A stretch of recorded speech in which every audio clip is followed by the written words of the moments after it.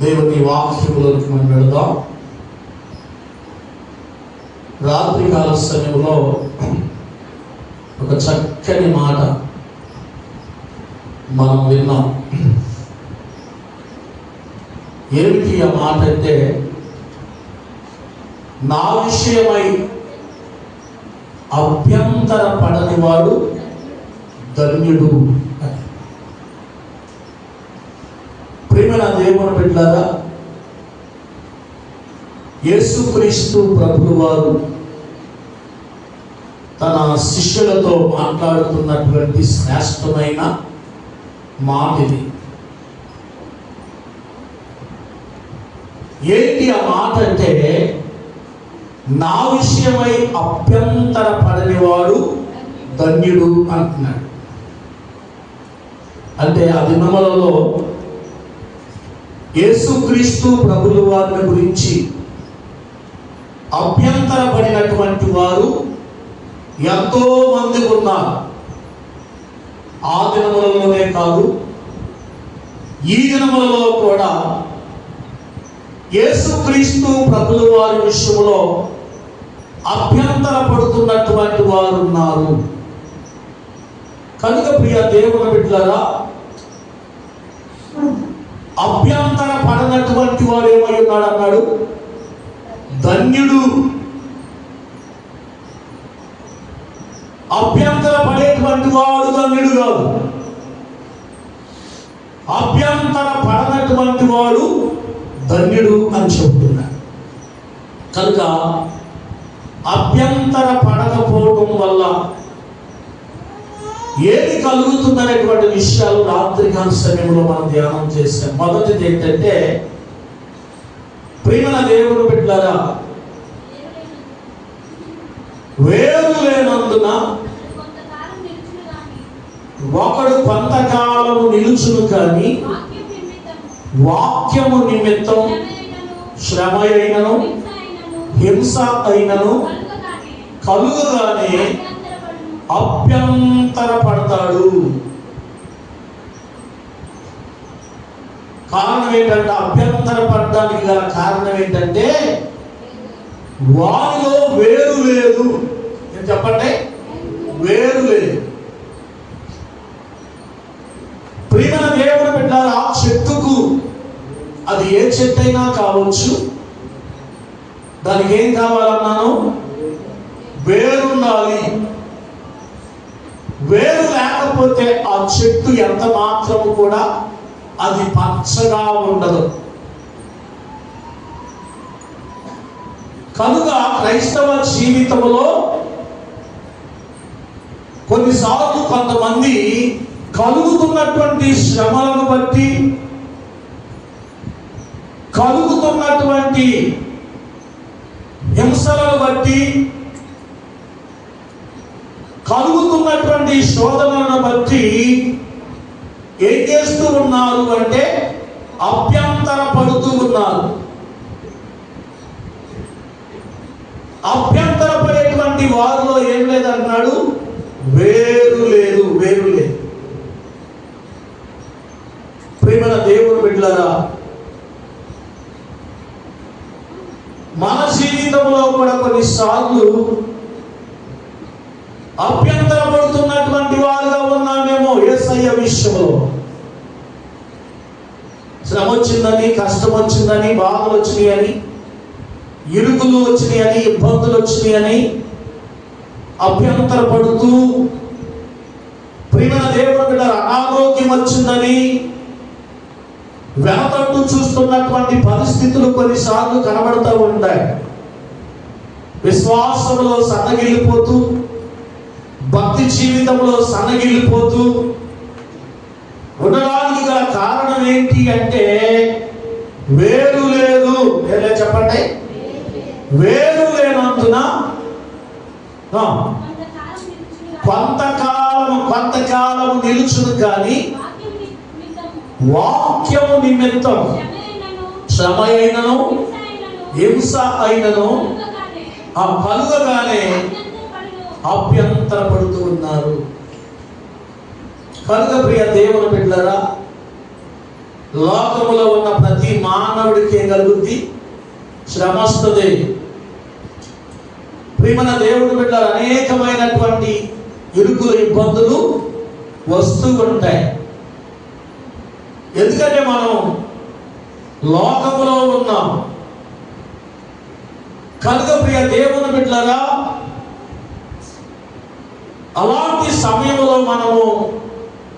మనలో పరిపక్వత, విశ్వాస జీవితంలో, ఆత్మీయ జీవితంలో పరిపక్వత కలిగినటువంటి వాడు ఎవడు కూడా అభ్యంతరపడ్డావు. దేవుని స్తోత్రం చెప్పండి.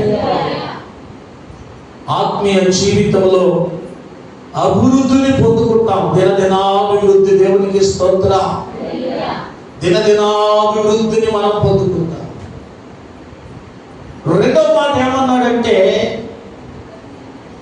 అమ్మా లోకాసు వార్త 7:23 చెప్పాడు, నా విషయమై అభ్యంతర పడని వాడు ధన్యుడు. అభ్యంతర పడనటువంటి వాడు ధన్యుడు అన్నాడు. ప్రియమైన దేవుని బిడ్డలారా, ఎవరు ధన్యులు అంటే చెప్పండి, ఎవరు ధన్యులు? లోకములో ధనధాన్యములు కలిగినటువంటి వాడు కాదు. దేవుని యందు భయభక్తులు కలిగి ఆయన త్రోవల యందు నడుచు వారందరూ ధన్యులు.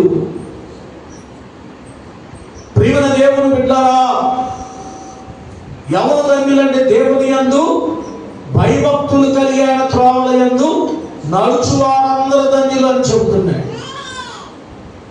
కాబట్టి ఇక్కడ అన్నాడు, నా యందు అభ్యంతర పడినటువంటి వాడు ధన్యుడు. దేవుడు తన బిడలమైన మనకి అంత ధన్యకరమైన జీవితాన్ని ఇచ్చాడు. ఎంత మాత్రం మనము దాన్ని కోల్పోకూడదు. మూడో విషయం ఏంటంటే, వాడు జీవములో ప్రవేశిస్తాడు. ప్రియమైన దేవుని బిడ్డలారా, నీ కన్ను నిన్ను అభ్యంతరపరిచినట్లయితే దాన్ని పెరిగి నీ వద్ద నుంచి పారవేయము అన్నాడు. అక్కడ మత్తయి సువార్త 18:9, 18వ అధ్యాయం 9వ వచనం. మత్తయి సువార్త, నీ కన్ను నిన్ను అభ్యంతరపరచిన ఎడల దాన్ని పెరిగి నీ వద్ద నుండి పారవేయము. రెండు కన్నులు కలిగి అగ్ని కలిగినటువంటి నరకములో పడవేయబడుట కంటే ఒక్క కన్ను కలిగి జీవములో ప్రవేశించటం మేలు. దేవుని స్తోత్రం చెప్పండి. ఒక్క కన్ను కలిగి జీవములో ప్రవేశించటం, పరలోకములో ప్రవేశించటం నీకు మేలు అన్నాడు. అగ్నిగల నరకములో ప్రవేశించుట కంటే రెండు కన్నులు కలిగి అగ్నిగల నరకములో ప్రవేశించుట కంటే ఒక్క కన్ను కలిగి జీవములో ప్రవేశించడం నీకు మేలు. దేవునికి స్తోత్రం. హల్లెలూయా. కనుక ప్రియా దేవుని బిడ్డలారా, ఈ మధ్యాహ్న కాలపు సమయంలో దేవుడు చెబుతున్నటువంటి మాట, యేసుక్రీస్తు ప్రభువు వారి గురించి ఒక వ్యక్తి అభ్యంతరపడ్డాడు. అభ్యంతరపడినటువంటి ఆ వ్యక్తి, చెప్పండి, వాక్యం చెప్పబడుతుంది అతని గురించి. చూడమా ఆ వాక్యాన్ని ఒకసారి చదువు. స్త్రీలు కలిగినటువంటి వారిలో యోహాను కంటే గొప్పవాడు ఎవడనో లేడు. అయినను దేవుని రాజ్యములో అల్పులైనటువంటి వారు అతని కంటే గొప్పవారిని మీతో చెప్పుచున్నాను. దేవుని స్తోత్రం చెప్పండి. స్త్రీలు కలిగినటువంటి వారిలో యోహాను కంటే గొప్పవాడు ఎవడనో. ఏ యోహాను? బైబిల్లో చాలా మంది యోహానులు ఉన్నారు, కానీ బాప్తిసం ఇచ్చేటువంటి యోహాను గురించి చెప్పబడిన మాట ఇది. యేసుక్రీస్తు ప్రభువు వారు కూడా యోహాను దగ్గరకు వచ్చి ఏం చేశాడు? బాప్తిస్మము తీసుకున్నాడు. యోహాను అంటాడు, బాప్తిస్మం ఇవ్వడానికి నేను పాత్రుడను కాదు. ఎందుకంటే అక్కడ అంటున్న మాట, నీ చెప్పుల వారు నిలపటానికి కూడా నేను పాత్రుడను కాదు అంటాడు. ఎంతగా తగ్గించుకుంటాడు. ప్రియమైన దేవుని బిడ్డలారా, అప్పుడు యేసు ప్రభు వారు అంటున్నటువంటి మాట ఏంటంటే, విధి యావత్తు ఎలాగూ జరగవలసి ఉన్నది. దేవునికి స్తోత్రం. యోహాను ఏమంటాడు, నీ యొద్ద నేను బాప్తిసం పొందవలసిన వాడినయ్యా, నేను నీకు బాప్తిసం ఇవ్వడం ఏంటి? దేవుడి స్తోత్రం చెప్పండి. ప్రభు అంటాడు, తగ్గించుకొని ఇది ఇలాగ జరగవలసి ఉన్నది. దేవుని స్తోత్రం చెప్తాం. హల్లెలూయా. కనుక ప్రియ దేవుని బిడ్డలారా, దేవుని విషయాల్లో మనం అభ్యంతరపడుతున్న వారుగా ఒకవేళ ఉంటే అది మనకి ఆశీర్వాదము కానే కాదు. అభ్యంతరపడితే ఆత్మీయ జీవితంలో అభివృద్ధి కలగదు. అభ్యంతరపడితే దేవుడిచ్చినటువంటి ధన్యతను మనం కోల్పోయేవారుగా ఉంటాం.